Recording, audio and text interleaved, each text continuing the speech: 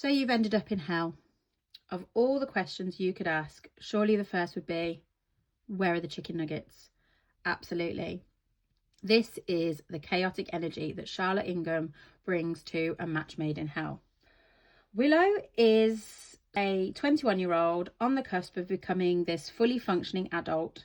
Nuggets required as standard, of course, but thanks to one teeny tiny drunk mishap, she ends up in Asphodel, this place that looks suspiciously like hell, but is probably more like, described as purgatory. So, determined to redeem herself, she strikes a deal with Sath, the king of this dimension. She has to complete 7 tasks, which are loosely based off of the 7 deadly sins, and then she can return to her human life. But Sath is literally sin himself, so resisting temptation might be a little bit harder than she thought. So this has been described as a sinful fantasy rom-com, which is full of heat, heart and humour. And honestly, that's exactly what you get. If you're a fan of books like The Ex-Hex or A Demon's Guide to Wooing a Witch, this one will be right up your alley.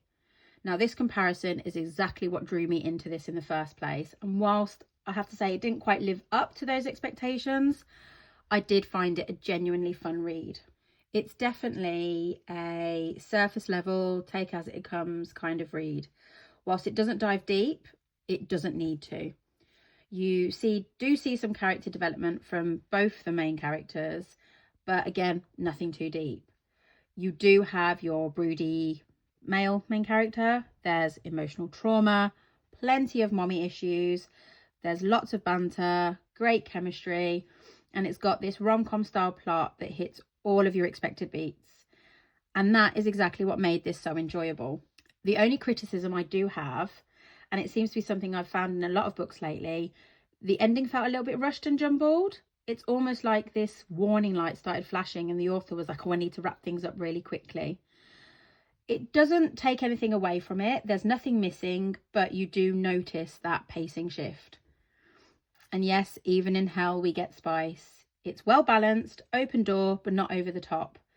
The romance wasn't the entire focus of the plot, and it developed naturally alongside your tasks and comes together in the end in obviously a satisfying way. Whilst this could have been a deeper and layered story, it didn't take away from the fact that it was a light fancy rom-com.